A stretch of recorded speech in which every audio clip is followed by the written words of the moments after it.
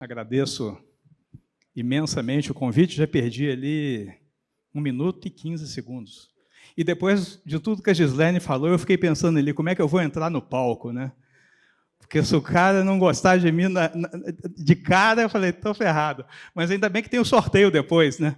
Aí o sorteio vai segurar aqui um pouquinho vocês todos aí, que eu espero fazer um papo legal com vocês.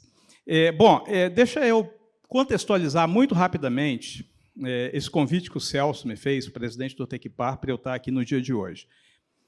Eu fui professor da Universidade Federal do Paraná por 30 anos, me aposentei no ano passado, trabalhei ao longo da minha vida toda com infraestrutura e meio ambiente, como professor, como pesquisador, como estive no governo, enfim, transitei bastante nessa área aí de infraestrutura e meio ambiente ao longo da minha vida profissional. E depois que eu me aposentei, o Celso me fez um convite. Puxa vida, Gobi, gostaria que você colaborasse conosco lá no Tequipar. E nós estamos, assim, então, namorando. Eu estou aqui a convite do Celso, eu dei algumas ideias para ele, em função exatamente desse momento que a gente está vivendo da transição energética, né? Deixa eu pegar aqui o controlador. Eu estava sentindo falta de passar aqui para frente. Deixa eu pegar aqui o controlador. E aí eu dei algumas ideias para o Celso, no sentido de que seria importante a gente ter fazer algumas reflexões sobre melhorar a forma de abordar as questões energéticas no Estado. Quer dizer, a questão energética, ao longo dos últimos 30, 40, 50, 60, 70 anos, como eu vou mostrar, ela foi abordada em políticas federais muito distante do Estado e dos municípios. E nesse momento que a gente vive, é isso que eu espero mostrar para vocês, isso vai ter que ser quebrado. Então, é um pouquinho disso que eu quero mostrar a vocês. Essa é a minha missão aqui, em tão pouco tempo. Então, a minha apresentação, eu vou fazer um breve histórico do setor elétrico, para que a gente até entenda. Eu achei sensacional esse evento, assim, eu aprendi demais nesse evento, porque é um tema muito novo e está chegando com uma velocidade extraordinária. E, como vocês vão ver, eu fui forjado no setor elétrico no momento que ele estava sendo construído para o sistema interligado. Então, é muito legal ver o que está acontecendo nesse momento. Vou falar da consolidação desse modelo brasileiro do sistema interligado.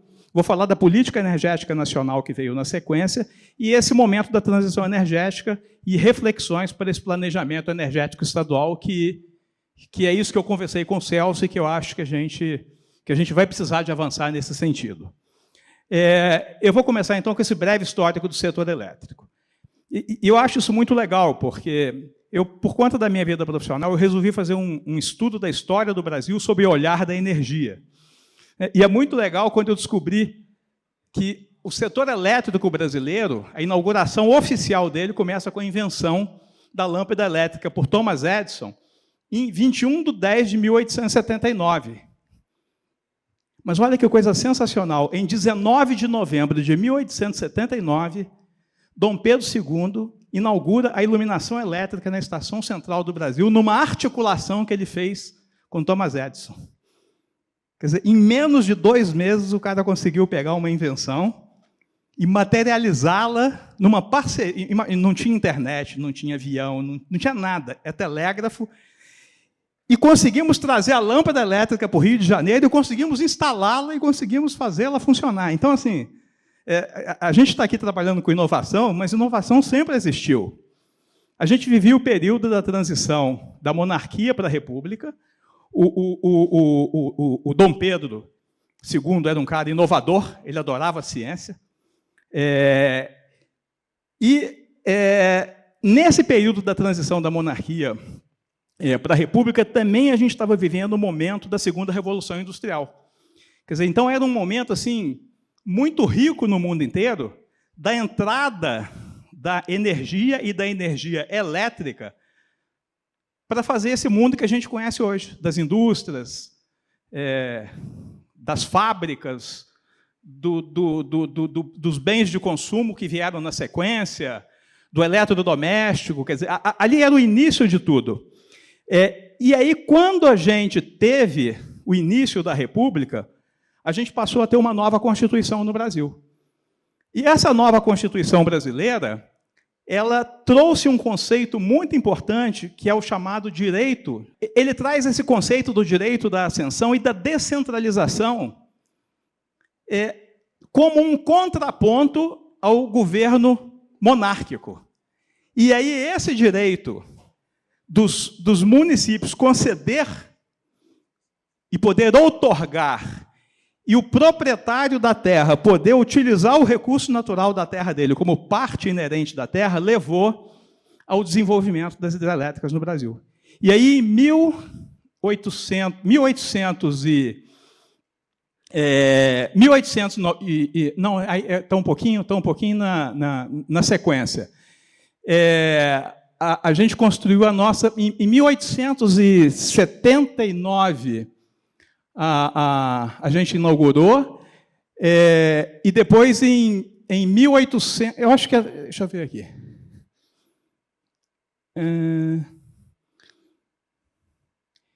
Não, eu vou voltar. Como é que eu volto? Em 1879, 80, a gente inaugura a primeira hidrelétrica em Diamantina, no estado de Minas Gerais. E isso leva a um desenvolvimento extraordinário no âmbito, na escala municipal, de uma série de atividades relacionadas ao setor elétrico. Eu brinco que o setor elétrico, na verdade, brasileiro, ele nasce descentralizado, Vidinich. Ele nasce com a geração distribuída. Quer dizer, então, esse nascimento com a geração distribuída, na verdade, o que a gente está vivendo nesse momento é quase que uma volta às nossas origens. Aqui a gente tem, por volta de 1940, o que era a nossa matriz energética do Brasil. Quer dizer, 73% era lenha, derivados de petróleo 9, de eletricidade 7, carvão mineral 7, carvão vegetal 3, bagaço de cana 1%. Aí a gente, nesse período, a gente tem a chegada no Brasil também da Light, que é uma empresa estrangeira que, na virada do século XIX para o século XX, chega no Brasil, e na década de 20, nós temos a constituição de uma outra empresa, que é a Amphorp, que é uma empresa de capital americano que vem explorar o setor de hidroelétricas, principalmente no Brasil, porque o Brasil só utilizava lenha. Quando a gente chega na década de 20, a gente tem a Primeira Guerra Mundial, na virada da década de 10 para 20, e a crise de 29. Isso cria um problema brutal para os nossos sistemas, que era altamente dependente da lenha e do petróleo. E aí a gente tem, na sequência, uma crise política brasileira que culmina com a entrada do Getúlio Vargas, no início, no fim do ano 30, de 1930. E aí, nesse mesmo momento, no mundo, estava acontecendo o New Deal. Por causa da crise de 30, o Roosevelt criou o New Deal. O Keynes aparece propondo um Estado mais forte. Então, aquele modelo mais liberal, ele é superado. E aí nós temos o Código das Águas, que centraliza toda a decisão de outorga no governo federal. E aí, a partir disso, a gente tem a criação, por conta de tudo isso, a gente tem a criação da Chesf em 45. Por quê? Porque aquelas empresas privadas não estariam dando conta do desenvolvimento do país como um todo. A gente tem, então, a criação do que é o modelo elétrico brasileiro, com a criação da Chesf, da criação da CEMIG em 52, da criação do Ministério das Minas e Energia e da Eletrobras em 61. Em 62 é constituído o consórcio Canambra, que começa a estudar os inventários dos rios brasileiros todos. E aí, neste sentido, está estabelecido o que eu estou chamando de o setor elétrico brasileiro.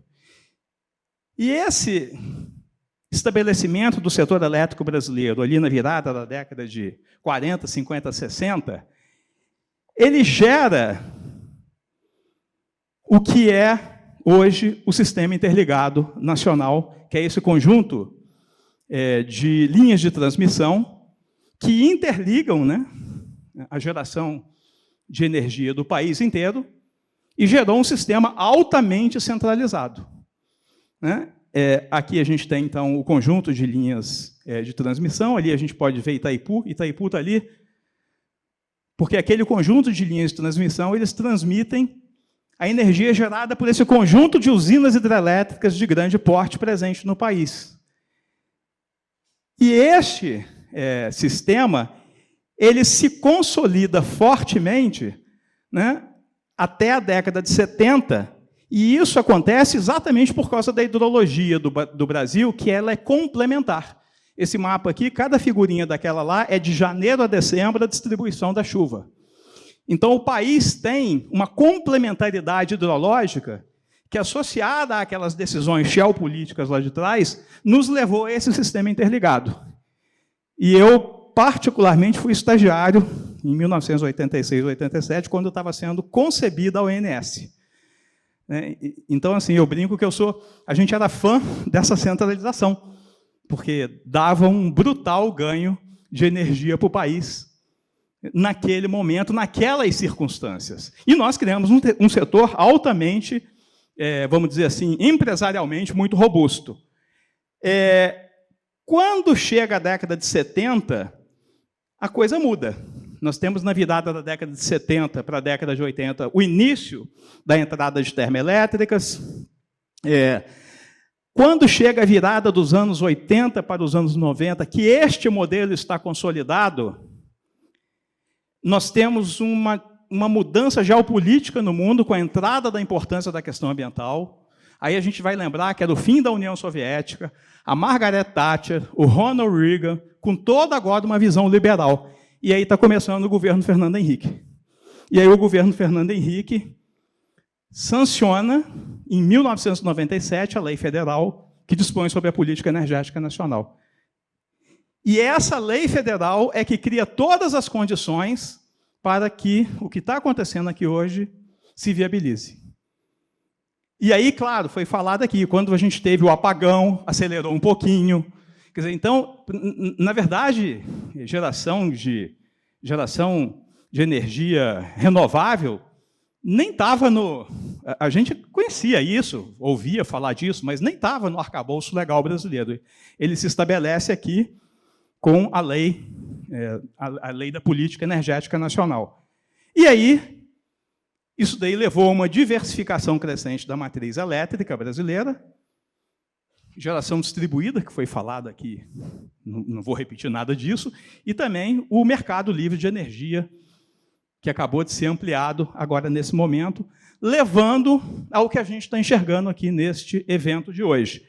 Então, quando a gente olha essa imagem aqui, e olha para essa evolução, né, da geração eólica, a gente sai lá em 2010 de 0,8 para 11,3 hoje, hidráulica cai de quase 80 para 61, solar era 0, está em 2,4, térmica 19 para 23, e a nuclear, como a gente tem aqui, o mesmo parque há muitos anos, ele vem caindo percentualmente, porque a quantidade de energia gerada está crescendo. E este modelo aqui, ele tende a se incrementar. Quer dizer, a geração distribuída e o mercado livre, eles vão crescer.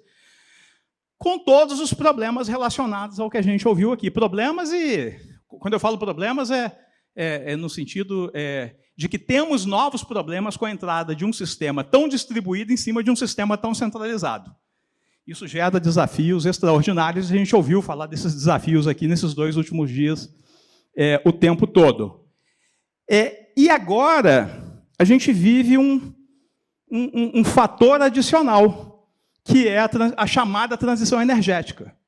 Quer dizer, é claro que a transição energética e gerar energia de forma descentralizada e de forma renovável tem relação Essas coisas todas estão relacionadas.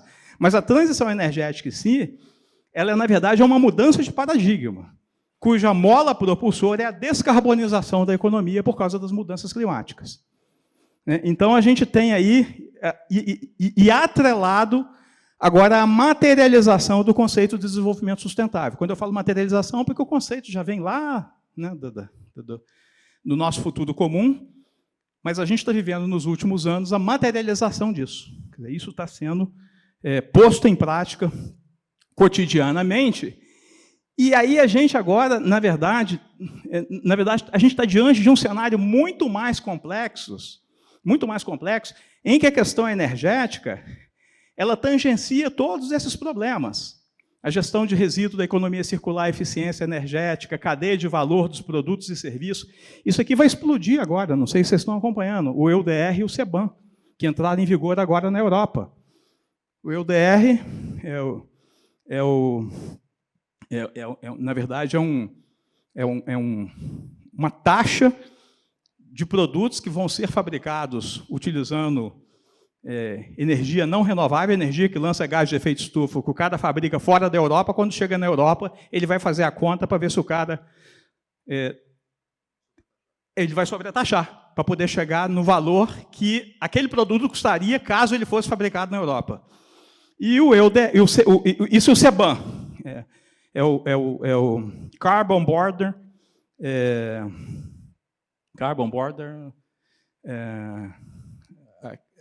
agora eu esqueci. E o EUDR é o Europe Union Deforestation Regulation, que é exatamente você regular todos os produtos que entram.